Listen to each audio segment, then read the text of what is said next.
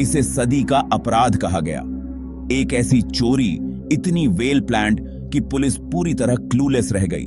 11 आम लोगों ने ब्रिंक्स आर्मर्ड कार गैराज को निशाना बनाया, एक ऐसा किला जिसे सब इम्पेनेट्रेबल मानते थे। चोरों ने बोस्टन की सुरक्षा की भावना भी चुरा ली। चुराई गई रकम थी 1 मिलियन से ज्यादा कैश, 1.5 मिलियन चेक और मनी ऑर्डर में, आज के पैसे में लगभग 30 मिलियन। चोरों ने कोई सुराग नहीं छोड़ा, न उंगलियों के निशान, न गवाह। पुलिस और FBI हैरान रह गए। क्या यह सच में परफेक्ट क्राइम था? 17 जनवरी 1950। बोस्टन कड़ाके की सर्दी में जकड़ा था। नॉर्थ एंड की सुनसान गलियां मैनहोल से भाप ऊपर उठ रही थी। प्रिंस स्ट्रीट पर ब्रिंक्स की इमारत एक किला थी, शहर की दौलत को पकड़े हुए। 11 लोगों के लिए यह परम लक्ष्य था। ठंड उनका सहयोगी थी, खाली गलियां उनका कवर। गिरोह छिपा हुआ इंतजार कर रहा था, घड़ी की हर टिक उन्हें करीब ला रही थी। तूफान से पहले की शांति, यह वापसी का कोई रास्ता नहीं था। बोस्टन लूटने वाला था और शहर को पता भी नहीं था। क्या आप डरते हैं उस पल से जब 11 अजनबी मिलकर नामुमकिन को मुमकिन बना दें? ये लोग कौन थे?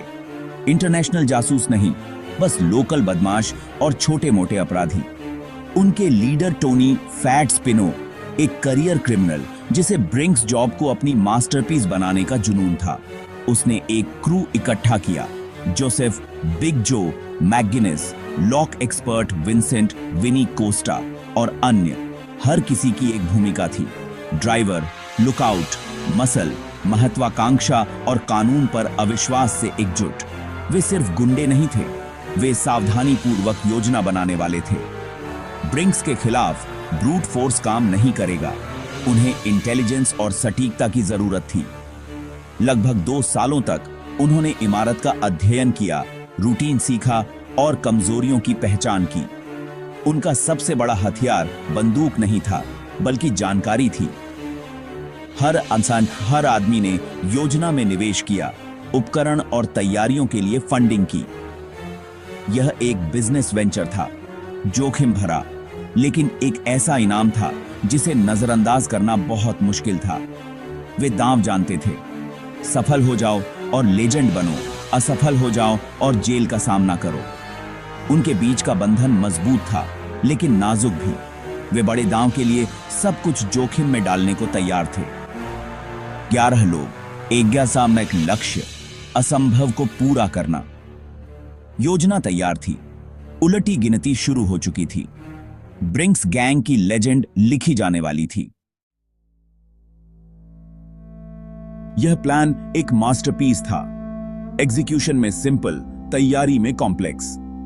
ब्रूट फोर्स काम नहीं करेगा, उन्हें चाबियां चाहिए थीं। कई महीनों तक उन्होंने 5 दरवाजों से ताले चुराए, उनकी कॉपियां बनवाईं और ओरिजिनल वापस कर दिए। जोखिम भरा लेकिन जरूरी। भूतों की तरह काम करने के कई महीनों के बाद उनके पास ब्रिंक्स के लगभग हर दरवाजे की चाबियां थीं। अगला, टाइमिंग। उन्हें तब हमला करना था जब वॉल्ट खुला हो और सिक्योरिटी सबसे कम हो। सर्विलांस से उनकी विंडो का पता चला। शाम 6:55 से 7:30 बजे तक, जब कर्मचारी दिन का काम खत्म करते थे। अंदर जाने, पैसे लेने और बाहर निकलने के लिए 35 मिनट। भेस बदलना बहुत जरूरी था। उन्होंने ब्रिंक्स के कर्मचारियों की तरह कपड़े पहने, नेवी कोट, शोफर्स कैप, साइलेंस के लिए rubber sold shoes. Halloween mask ने उनके चेहरों को छुपाया, जिससे पहचान करना असंभव हो गया। हर डिटेल की रिहर्सल की गई, हर जोखिम की गणना की गई। प्लान तैयार था, वे प्रिसाइसता के साथ आगे बढ़ेंगे, जैसे घड़ी की सुई। कोई अलार्म नहीं, कोई अराजकता नहीं, बस एक शांत सर्जिकल स्ट्राइक। परफेक्ट प्लान, अपने अंतिम टेस्ट के लिए तैयार। बस अब एग्जीक्यूशन बाकी था। हीस्ट की रात आ चुकी थी। 18 महीने की लगातार सर्वेलेंस। गिरोह ने छतों और खिड़कियों से ब्रिंक्स को देखा, हर डिटेल को याद किया।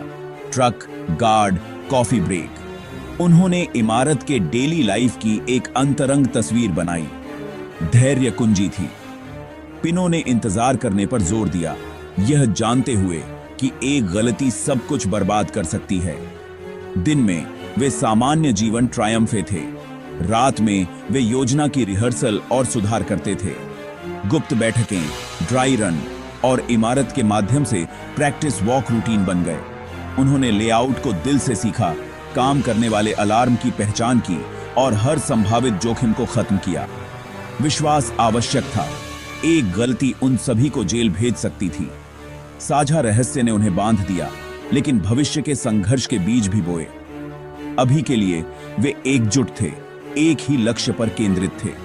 लंबा इंतजार लगभग खत्म हो गया था। वे तैयार थे। अंतिम परीक्षा शुरू होने वाली थी। महीनों के अनुशासन और गोपनीयता का परीक्षण किया जाएगा। हीस्ट आसन्न था। उस ठंडी जनवरी की शाम योजना को गति दी गई। 7 लोग इमारत के पास पहुंचे। 4 ने लुकआउट और ड्राइवर के रूप में काम किया। शाम 6:55 बजे उन्होंने अपनी चाबियों का इस्तेमाल अंदर घुसने के लिए किया, शांत और भेस में। उन्होंने वॉल्ट एरिया में 5 कर्मचारियों को चौंका दिया। कोई चिल्लाहट नहीं, कोई हिंसा नहीं, बस शांत एफिशिएंसी। कर्मचारियों को बांध दिया गया और चुप करा दिया गया। वॉल्ट का दरवाजा खुला था, जैसा कि प्लान किया गया था। अंदर कैश के ढेर, चेक और मनी ऑर्डर, पैसे का पहाड़। गिरोह ने तेजी से काम किया। कैनवास बैग में कैश भरा और भारी सिक्कों को नजरअंदाज किया। 30 मिनट से भी कम समय में यह खत्म हो गया। कोई अलार्म नहीं, कोई अराजकता नहीं, बस एक फ्लॉलेस एग्जीक्यूशन। कर्मचारियों को अनहार्म्ड छोड़ दिया गया। चोर रात में वैनिश्ड। परफेक्ट हीस्ट को अंजाम दिया गया था। बोस्टन एक रहस्य के साथ जागेगा। भागना उतना ही सटीक था जितनी हाइस्ट। 7 लोगों ने अपनी लूट को एक डिस्गाइज्ड गेटअवे ट्रक में लोड किया और शहर के ट्रैफिक में घुल मिल गए। लुकआउट ने ओवल क्लियर दिया। किसी ने कुछ भी नोटिस नहीं किया। वे रॉक्सबरी में फिर से इकट्ठा हुए, कैश बांटा। हर एक को $800,000 से ज्यादा। 1950 में एक फॉर्च्यूना। लेकिन प्लान खत्म नहीं हुआ था। किसी को भी अभी पैसा खर्च नहीं करना था। उन्होंने 6 साल इंतजार करने पर सहमति व्यक्त की, जब तक कि स्टैट्यूट्स ऑफ लिमिटेशंस समाप्त नहीं हो जाता। धैर्य की अंतिम परीक्षा। हर आदमी ने अपना हिस्सा छुपाया, सामान्य जीवन में लौट आया। दुनिया के लिए वे साधारण नागरिक थे। पुलिस ब्रिंक्स पहुंची, जहां कंफ्यूजन था और कोई सुराग नहीं था। चोर शहर की परछाइयों में गायब हो चुके थे। परफेक्ट क्राइम पूरा हो गया था, लेकिन कहानी अब भी खत्म नहीं हुई थी। सालों तक ऐसा लगा कि गिरोह बच जाएगा। पुलिस और FBI को कोई सुराग नहीं मिला। चोर शांत और छिपे रहे, लेकिन समय सब कुछ बदल देता है। लालच और पैरानोया अंदर घुस गए। 6 साल का इंतजार लंबा था।